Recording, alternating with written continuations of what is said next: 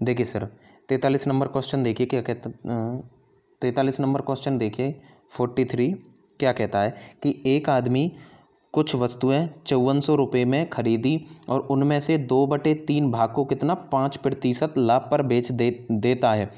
बची हुई वस्तुओं पर कितने प्रतिशत लाभ पर बेचे, बची हुई वस्तुओं को कितने प्रतिशत लाभ पर बेचे कि उसे सभी वस्तुओं पर कितना 13% का लाभ हो। ठीक है, तो हमारे पास क्या है 2/3 यानी टोटल वस्तुएं कितनी हमारे पास 3 है। टोटल कितनी है मेरे पास 3 वस्तुएं, उनमें से कितनी 2 वस्तुएं, तो 2 वस्तुओं को कितने प्रतिशत लाभ पर 5% लाभ पर बेचता है, तो कितने पर 10% पर। ठीक है, अब टोटल वस्तुएं अगर आपके पास कितनी है 3 है और बेच कितनी दी आपने 2, तो कितनी वस्तुएं बची हैं आपके पास 1। तो अब वो एक वस्तु को ठीक है कितने प्रतिशत लाभ पर बेचे कि उसे कुल कितनी हमारी 3 है और कुल पर कितना 13% का लाभ हो, तो 13 तिया कितना हो जाएगा 39। अब भाई टोटल लाभ कितना होगा उसे 39% और 2 वस्तुओं पर कितना हो चुका है उसे 10%, तो बचा कितना 29%। अब 29% कितना 1 पर। ठीक है, तो हमें कितना निकालना है बची वस्तुओं पर। बची वस्तु कितनी हमारी एक वस्तु बची है, तो एक वस्तु पर कितना हो जाएगा आपका 29%। तो आंसर कितना आपका ए ऑप्शन सही है। कितना आंसर है 29%।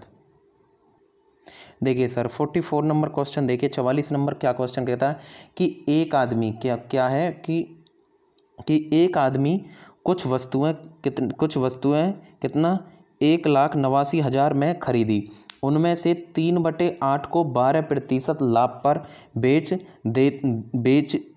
बची हुई वस्तुओं को कितने प्रतिशत हानि पर बेचे कि कुल मिलाकर उसे 4% का लाभ हो। ठीक है, तो हमारे पास देखो कितनी है 3/8 यानी टोटल कितनी है मेरे पास, टोटल वस्तुएं हैं हमारे पास कितनी है 8, और जो 3 वस्तुएं हैं उन 3 वस्तुओं को वो कितने पर 12% के लाभ पर बेचता है, तो कितना हो जाएगा आपका 12 तिया 36%। अब बची हुई वस्तुओं को बची कितनी है, अगर टोटल हमारी 8 हैं 3 हमने बेच दी तो बची कितनी है 5 वस्तुएं। अब वो 5 वस्तुओं को क्या कहता है वो कितने प्रतिशत किस पर हानि पर बेचे।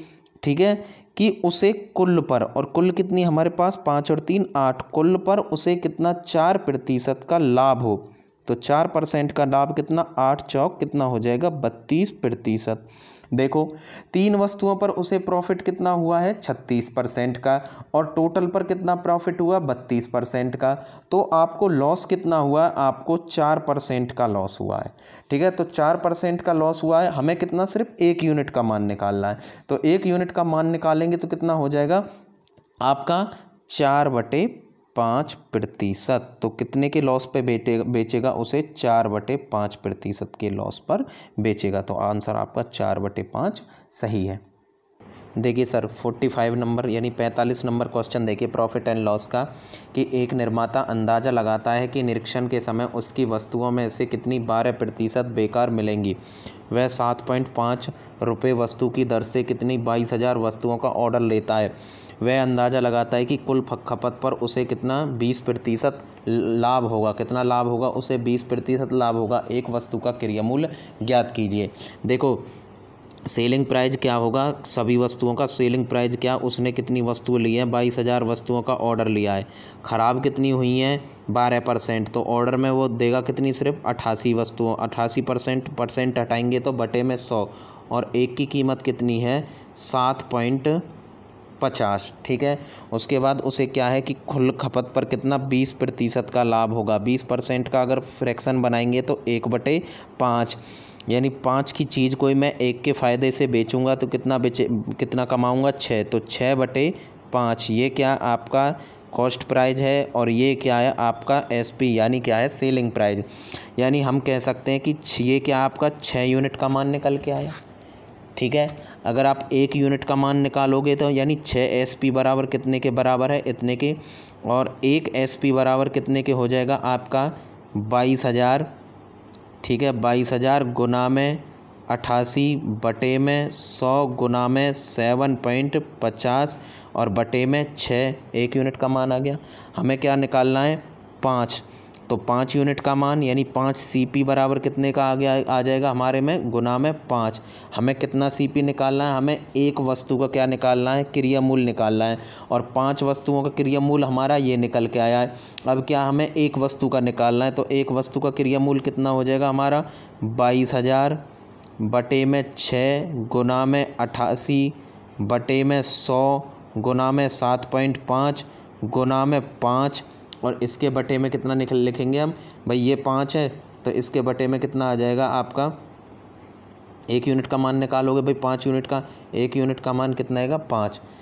इससे ये कैंसिल हो गया, तो आप जब सभी कैंसिल करोगे तो कितना निकल के आएगा आपका 5.5 आंसर। इसे कैलकुलेट करेंगे 5.5, तो बी ऑप्शन आपका क्या है, करेक्ट ऑप्शन है। 2 नंबर क्वेश्चन का जो ऑप्शन है वो आपका करेक्ट ऑप्शन है। देखिए सर, हम किसकी बात करेंगे, आप बट्टा की बात करेंगे। किसकी बात करेंगे, बट्टा। और बट्टा को हिंदी इंग्लिश में क्या बोलते हैं आप, डिस्काउंट बोलते हैं। अगर हम बट्टा यानी डिस्काउंट की अगर बात करें, ठीक है, तो कुछ क्वेश्चन है उनकी ओर ध्यान देते हैं। आप कभी दुकान पर जाओगे तो क्या लिखा होता है, जैसे कि क्या आपके पास क्या लिखा होगा, दुकान पे जाओगे कि 5 खरीदें यानी 5 बाई 5 खरीदोगे तो आपको कितना 4 फ्री मिलेंगी। 5 खरीदोगे तो क्या 4 वस्तुएं आपको फ्री मिलेंगी। तो इनको लेकर हम मतलब यानी दुकानदार को कैसे प्रॉफिट होगा उसके बारे में बात करेंगे। देखो, हम मान लेते हैं कि एक वस्तु का MP यानी मार्केट प्राइस कितना होगा, 10 रुपये मान लेते हैं।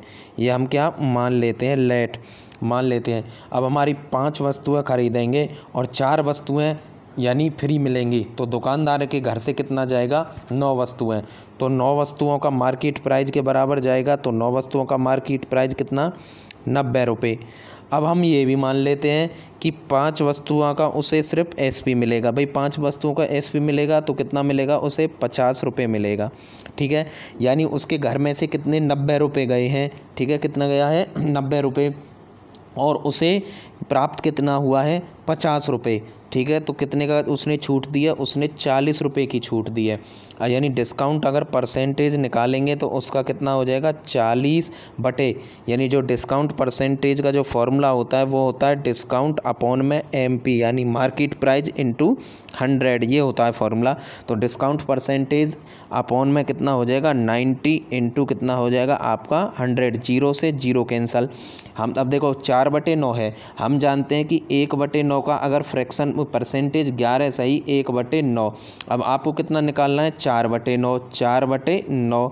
तो क्या करना आपको, यहाँ पे भी 11 यानी 4 की मल्टीप्लाई आपको यहाँ भी करनी है 11 से, और 4 की मल्टीप्लाई 1 से भी करनी है। तो कितना हो जाएगा 11 चौक 44 और 4 एकम 4, 4/9। तो कितना उसका डिस्काउंट हो जाएगा 44 सही 4/9%।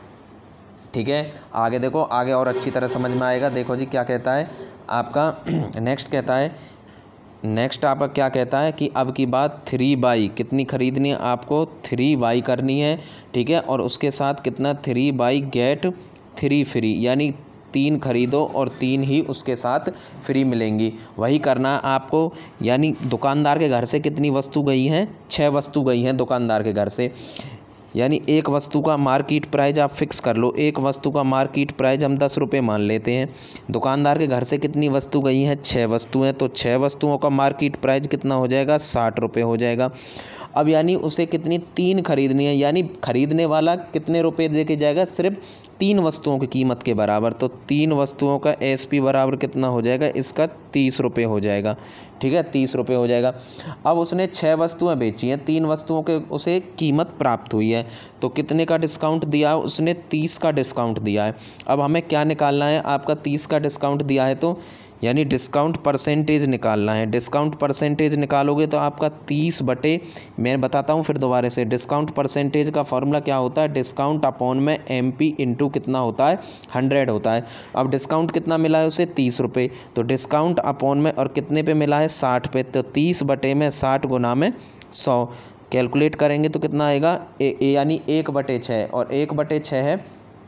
ठीक है, 3/6 सॉरी ये कितना है, तीन एकम तीन, तीन दूनी 6 और 2 से कैंसिल करोगे तो 50।